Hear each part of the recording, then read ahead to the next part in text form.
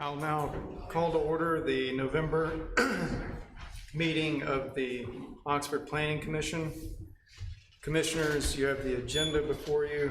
Do we have any proposed changes to the agenda from staff or from the commission? Should be. Maybe I'm not close enough. Can you hear me now? Okay. No change. No changes to the agenda. Any from the commission? No. I'll entertain a motion to approve the agenda. Motion approved. Second. I have a motion and a second. All in favor? Aye. Any opposed? All right. Any changes to the minutes from the October 11th meeting? All right. I'll entertain a motion on the minutes. Motion to approve. Motion and a second. All in favor? Aye. Any opposed? All right. We will save the staff report for the end. So we'll go straight to the public hearings. There's no consent agenda this month.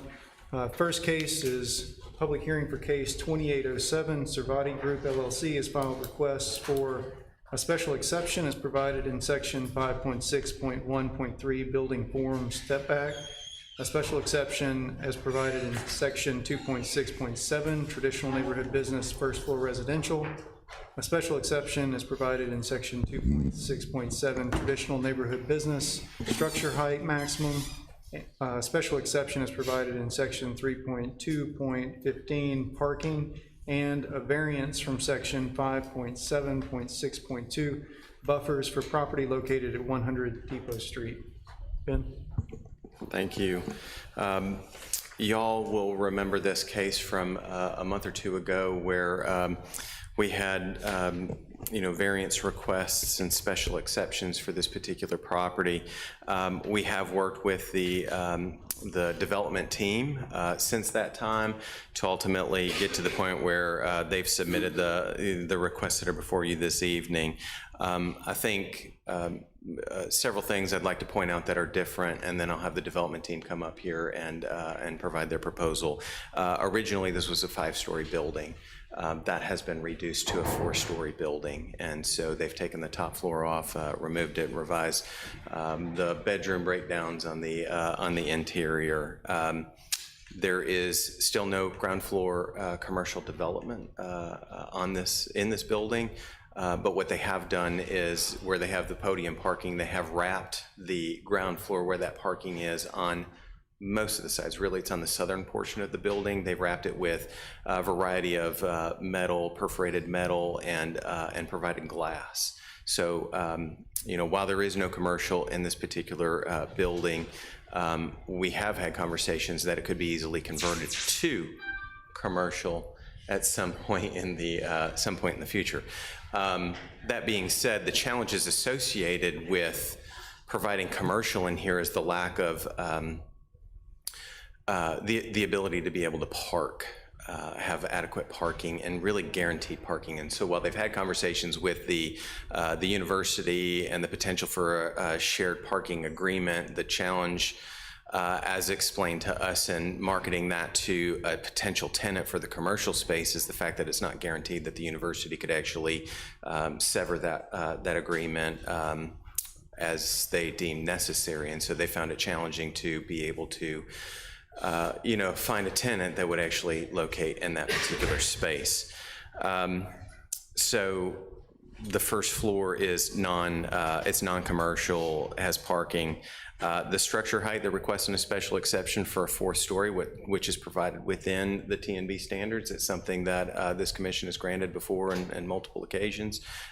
We don't see an issue with that height. They are requesting a special exception for the step back. So the code requires once you get above a 3rd story that you have to step back 1.2 feet. We've talked about this before, 1.2 feet for each foot above that 3rd story. And the developer and their architectural team has they've struggled with that, with all the constraints on this particular site, because if you start recessing the building, then it basically eliminates the potential for a fourth floor or any of those residential units that would be there. And so there is a challenge with that. They also, you know, we talked a lot about scalability, you know, and the human scale, and having, you know, we always called it, you know, kind of that ant on the street feeling, where you have a building that's so tall, that's so close to the street, kind of, you know, you have a scale issue there, and that's the purpose of being able to step that building back. You know, they did express in their presentation last time, and also in this submittal, that you know, they've worked to try and play on providing articulations and relief, so that way it breaks up the facade. And so there's, you know, points where it's recessed, and then there are also points where it protrudes forward to have some different design elements. But we also worked with them on the north facade. They did work in 3 feet of relief on the north building that then opens up on that top floor for, you know, basically like French doors, or there's an opening that goes out there in the bedrooms on that top floor. So they have worked to you know, attempt to provide that. But keep in mind the constraints on this particular property. Depot Street bifurcates it, so it actually, you know, drives right through the middle of a portion of this property. The existing Better Brands building is actually built across the property line onto the trail. You know, so that's an issue. There is an existing Northeast Mississippi Electric Power Association utility easement that runs through the property that goes north-south on the, I guess it would be on the east side of the building, existing building. There's also a City of Oxford utility easement on the north side of approximately 25 feet for utility easement. You know, and so there is a variance request here from the trail. The code requires a buffer, which you guys are familiar with, when you're developed adjacent to the trail of 50 feet from the property line. If the reason for the variance is if that was enforced, then there would be very little to no developable area for this particular property. So it's already existing, it's developed. It's an urban portion of Oxford along that trail, and very little, if any, tree canopy on this existing site, so that wouldn't be disturbed at all. So if you all have any questions, we do recommend approval of all of the requests this evening. If you do have any questions, I'm happy to answer. Otherwise, you can hear from the development team now. Thanks, Ben. One note, I should have, just for the record, that Commissioner Milam has recused himself. Thank you. Ben, it seems like, I think this case is fresh on everybody's mind from last month. It seems like most of our feedback from last month has been taken into account, and they've tried to respond to it positively. Is that your impression from staff? I think so. We've had multiple meetings. We've, you know, they've, I think, made a good faith effort to really try and address those issues, and a lot of conversations. So, you know, appreciate, you know, their efforts on it. So is this, you said the old building there was built actually on the trail property, and so is this building going to be on the same footprint, or is it going to be a little bit further back from the trail? So if you see in the application, you'll actually see where they've worked out an agreement with the university for acquisition of a portion of that property on the trail, and in turn there is a portion of property that's going to go to the university. You know, the one thing that didn't really actually address is parking and the shared parking that's here. Now, if you take that into consideration, of there are 12 parking spaces on the east side of Depot Street that are proposed, that would be additional metered spaces. And so as part of that, the university has given an agreement to them to be able to continue to utilize those spaces. So they do meet the parking requirement, and that special exception is allowed for, provided within, as long as it's public parking, right? And so the fact that they're going to be metered parking spaces, anybody could park there too. So, but that's also part of it, is that it's more of a, you know, a jockeying of some land at that location, so that way the university would get the south side. I saw where they're switching that. But I guess my point is not gonna be any closer to the trail than, No, then what's there now? yes. No. We do have one commissioner virtual. Commissioner Riddell, do you have any questions for Ben or for the applicants? I appreciate everything that y'all have done to take our comments into consideration. I'm still very concerned about it having a 0, going from 50-foot buffer to 0. I think that's extreme. And I understand the constraints of the lot, but the fact that the other building was already there, it was, you know, not much more than a 1-story building, and this is a 4-story building. I think we have that buffer there for a reason, and I think that we turned another person down last month that didn't want, you know, that was still going to have a significant buffer, if I remember correctly, saying that we wouldn't budge on that 50-foot buffer. So that's my only concern at this point. Thank you.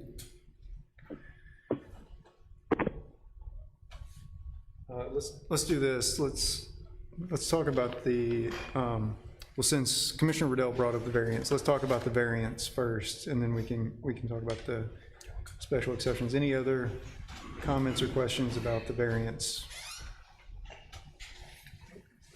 I mean, I think from my perspective, some degree of variance is necessary for the site, because if you interpret the buffer strictly, there's no buildable space on the site.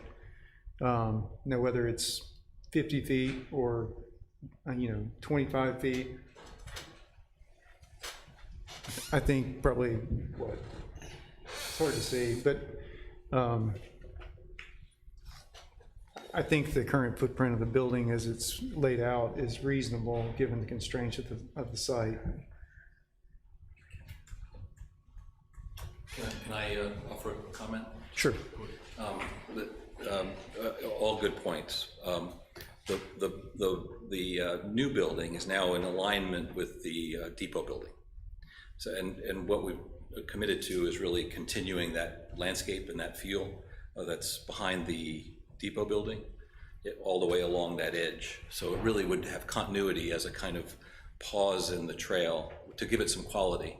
So the buffer would not just be an empty space, it would actually be a developed space that would be consistent with the depot side of it. So that length of edge right there would be kind of, as Ben said, a kind of a little bit more urban moment of the trail as it comes onto campus right there.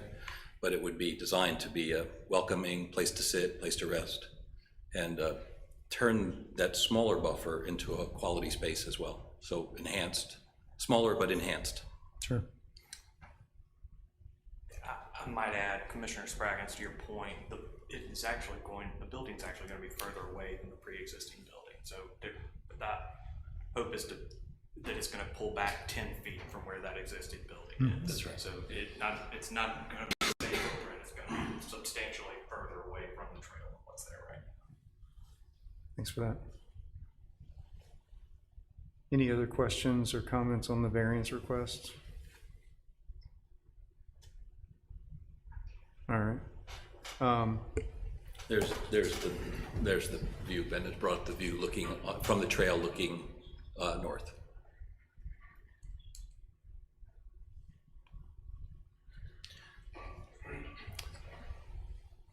All right, the special exceptions. I mean, I think, staff laid it out pretty well on the special exceptions. I do appreciate that we're not asking for multiple variances in this case. I think the buffer is much more easily justified. The first floor commercial, since I commented on that last month, I do appreciate the difficulties of parking. So, I think I can support this. I'd like to see commercial on the bottom floor, but I think I can support this. We would too. and what Ben said is right. What we've done is we basically are using commercial storefront, aluminum framing with glass panels in it, and we have some places where we have perforated metal because we need the ventilation. But in the future, if there's a change and there's a tenant, this could easily be converted into a commercial space. So is parking the only challenge in securing a commercial tenant, or are there other challenges that you guys can share with us today? I think our owners have worked hard to try to, Yeah, every single potential tenant that we talk to and they pull it up on the map, they say, how awesome would this be? Like, this would be like incredible to put a spot there. And then you explain a little bit more about the limitations of parking. It's just not sustainable for them. The other thing that is a little bit difficult is there can't be any sort of like permanent outdoor seating on the trail side or to the west of the building due to fire code restrictions. And so that also is another limitation that in terms of actual square footage in the space for them to have enough patron area to justify turning X number of tables, it's a limitation to not have that outdoor seating space. And parking is the primary issue. To kind of piggyback on that, even assuming if we could get a permanent parking agreement with the university, the issue there is that there's another limitation in that they're only going to let those spaces out there in the Ford parking lot be used at nighttime, basically, when they're not using them right now. So that really cuts your usage potential down, right? I mean, you're running a bar or a restaurant there, and that's it. And when you get limitations added onto it, like the no seating outside, that starts making the proposition pretty difficult for just about anybody. And quite frankly, we have had talks break down with tenants even before we were aware of the fire marshals and restrictions about the outdoor seating.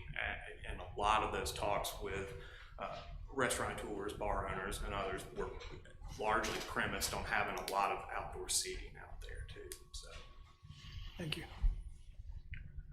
Any additional questions or comments from the commission? The first time it came through, there was some opposition from, I guess, the depot. Is there any, I know I didn't see any emails this time, or. We have not received any emails at this point. There we for or against.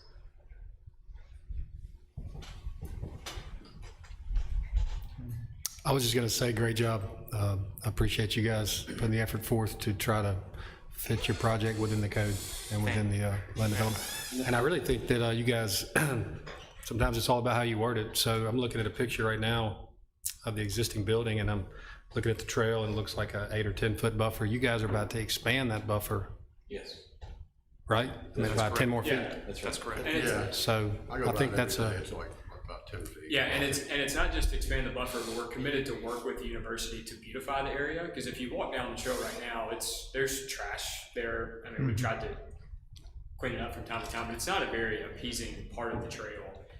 But if we can, but if we're like actually committed to making the same kind of landscape architectural argument that the depot's made right there, I think it is added value to the trail and actually creates it a buffer to where, I mean, you would want to sit and stop after riding your bike. I think it's great. Good job.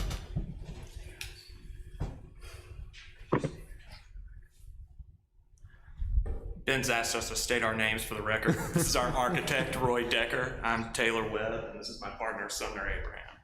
Thank you. Sorry, y'all. yeah, we just got up and started. Would anyone in the audience like to speak on this case? For or against? All right, hearing none. Commissioner Riddell, anything else from you? No. All right. So we will need to vote on each of these individually, so I'll just go in order. I'll entertain a motion on the special exception for building form step back. Motion to approve. Second. I have a motion and a second to approve. All in favor? Aye. Any opposed? All right, and the next is Commissioner Riddell, could you give your vote? Yes. Thank you. I mean, I vote yes. Thanks for clarifying. The second is a special exception for first floor residential. I'll entertain a motion. Motion to approve? Motion to approve, Second. and a second. All in favor? Aye. Commissioner Riddell, your vote? Yes. All right. The third is a special exception for structure height maximum. I'll entertain a motion. Motion to approve. Have a motion to approve. Is there a second? Second. And a second. All in favor? Commissioner Riddell? Yes. It is approved. And special exception for parking. I'll entertain a motion. Motion to approve. Have a motion to approve. Is there a second? Second. And a second. All in favor? Commissioner Riddell? Yes. And that is approved as well. And finally, the variance from the buffers. I'll entertain a motion. Motion to approve. Have a motion to approve. Is there a second? Second. All in favor? Aye. Commissioner Riddell? No. You got that, Ben? All right. All were granted. Thank you, gentlemen. We want to thank all the commissioners for your counsel in the last meeting, and thank Ben and his staff for their good work in helping us kind of navigate how to best make what we hope is a really world-class building in Oxford. So thank you all. Yeah, we do appreciate the efforts, so thank you. Thank you all. All right. Our next case, for which Commissioner Milam will remain recused, is case number 2808. Oxford Farms LLC has filed a request for a special exception as provided in section 3.5.1.2.c, dwellings detached for property located at Oxford Way. All right, so the subject property is located on about 17.5 acres on Oxford Way, directly across from the intersection of Farmview Drive.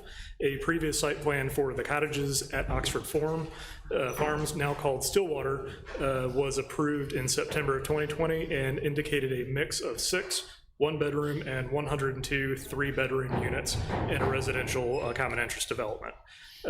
This development is actively being constructed, and certificates of occupancy have already been granted for 4 of the units. The applicant is requesting the ability to change the plans for 45 of those units from 3-bedroom units to 4-bedroom units.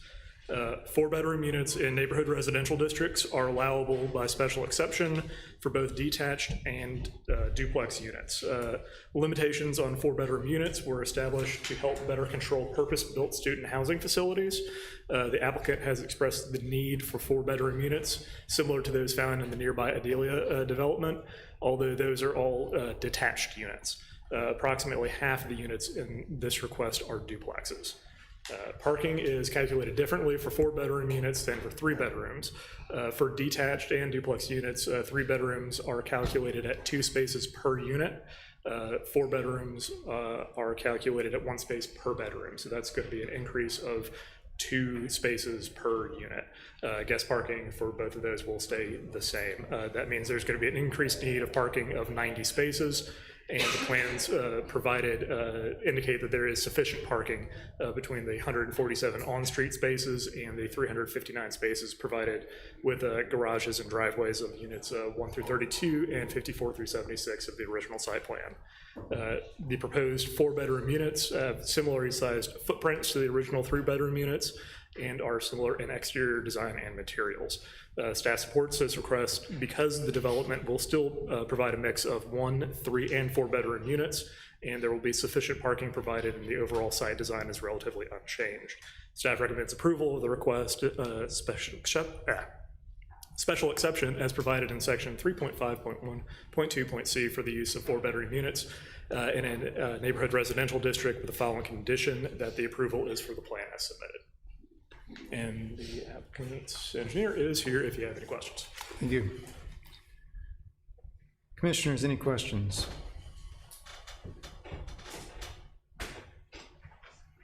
Commissioner Riddell, any questions? No. Would anyone from the audience wish to speak? All right, hearing no questions or comments, I'll entertain a motion on case number 2808 for the special exception. Motion to approve the plan as submitted. I have a motion to approve as submitted. Is there a second? Second. There is a second. All in favor? Any opposed? Commissioner Riddell, how do you vote? Yes. Thank you. It is granted. Our next case is case number 2809. Larry McAlexander has filed a request for preliminary plat approval for Evergreen Subdivision Phase 4 for property located north of the intersection of George Pat Patterson Parkway and Old Sardis Road. And Commissioner Milam has rejoined. Okay, so this is a request for a preliminary plat for the Evergreen Subdivision Phase 4. This phase is located in a recently annexed portion of the city between George G. Patterson Parkway and M. Trade Park, south of the first roundabout, north of Highway 314. The applicant is proposing a 3-lot subdivision with lots of about 2 acres each. The lots meet the dimensional standards of the TNB district. The site was cleared and graded previous to annexation, and only 1 tree remains, and there are no plans at this time to remove this tree, so mitigation is not needed for this project. Cross-access between the lots needs to be accounted for with any development that occurs on Pat Patterson Parkway. The subdivision will only be granted 1 direct access point off of Pat Patterson, so perpetual cross-access easements between the lots will be needed. Engineering has provided comments about changes that will be needed to the plat. Those should be relatively easily fixed. Staff recommends approval of the preliminary plat for the Evergreens Phase 4 with the 6 conditions that are noted in the staff report. And the applicant's engineer is here, as is Rihanna on the line. Thank you. I have a couple of minor questions for Rihanna. In the section about the sewer connection, it says that the connections will be private to the manhole and required to be labeled, but then there needs to be an easement, and maybe this is standard and I've just overlooked it, but if it's private, what's the easement for the city? That is an easement for detention, and I think I've just written that poorly. Okay. I'm looking at the report. Let me pull it back up. We would not require an easement for the sewer line. We would, what we're looking for is we're working with the owner on a regional detention solution to address some issues at M. Trade Park, and it would provide some benefit to these lots potentially, and so that would be what we require an easement for. That's just poor wording on my part. Okay, thanks. And then the other question was about the water. Is the water line running on the east side of the parkway, and the requirement is that you just have one point where it's crossing the parkway and then goes to a tie line across the 3 lots? Yes, when the road was built, we carried the water with it, and so that stub out's already over there and existing.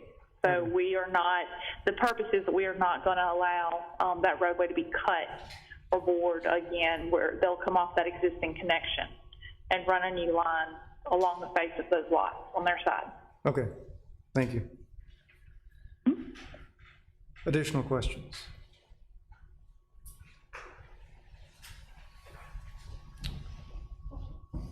None from the commission. Commissioner Riddell, do you have any questions or comments? No. Any questions or comments from the audience? All right, hearing none, I'll entertain a motion on case number 2809 for the preliminary plat for Evergreen Subdivision. Motion to approve, subject to staff conditions. I have a motion to approve, subject to staff conditions. Is there a second? Second. I have a second. All in favor? Commissioner Riddell, how do you vote? Yes.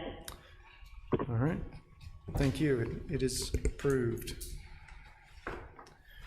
That brings us to case number 2810. Lee and Sophie Hayes have filed a request for final plat amendment for Rosemont lots 7 and 8 for property located at 112 and 114 Rosemont Loop. Okay, so the subject property is a little under half an acre and is located in Rosemont Subdivision inside the Grand Oaks PUD. The applicant is requesting to amend the final plat to merge Lot 7 and 8 into one lot, which will then be called Lot 7. The resulting property will meet the minimum lot size requirements for the underlying zoning, and the setbacks will be governed by the standards set forth in the Grand X PUD.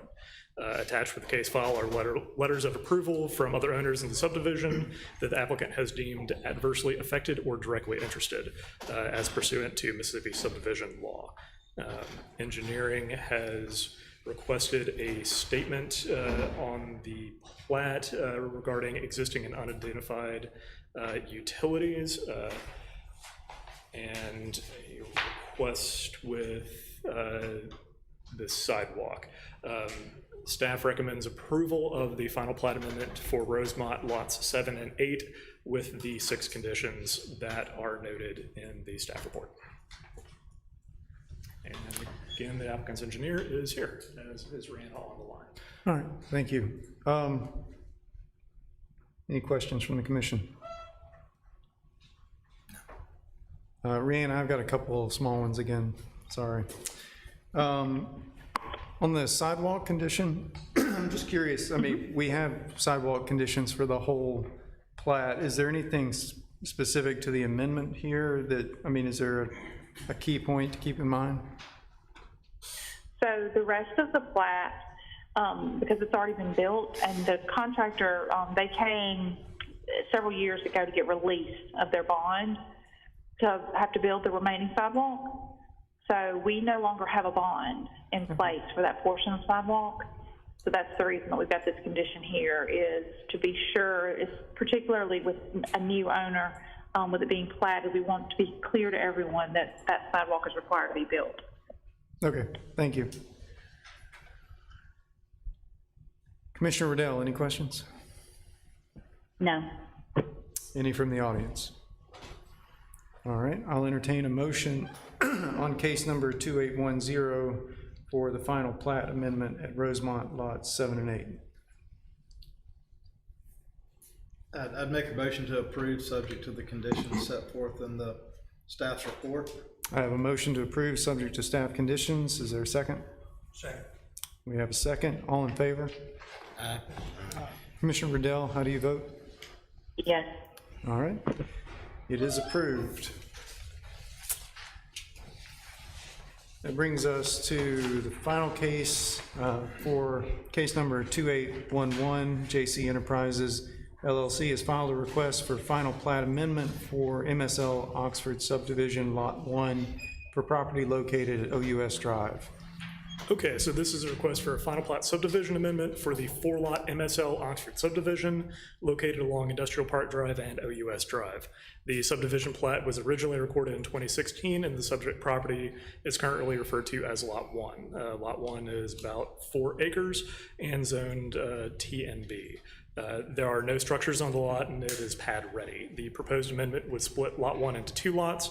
Lot 1-1 is a little under 2 acres, and Lot 1-2, which is supposedly right at 2 acres.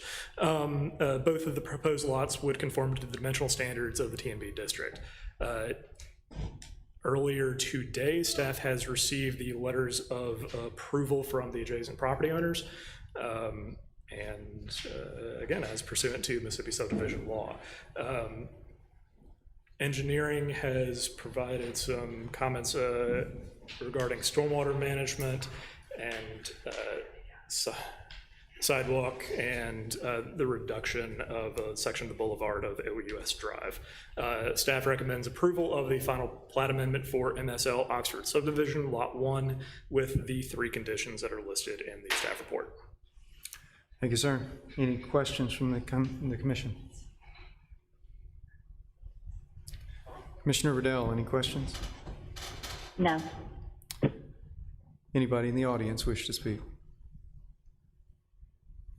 All right, I don't have any questions, so I'll entertain a motion on case number 2811 for the final plat amendment for MSL Oxford subdivision. Motion to approve with staff recommendations. I have a motion to approve, subject to staff conditions. Is there a second? Second. There is a second. All in favor? Aye. Commissioner Riddell, how do you vote? Yes. All right, it is approved. That brings us to the end of the public hearing agenda. We will have a short staff report before we adjourn. Ben?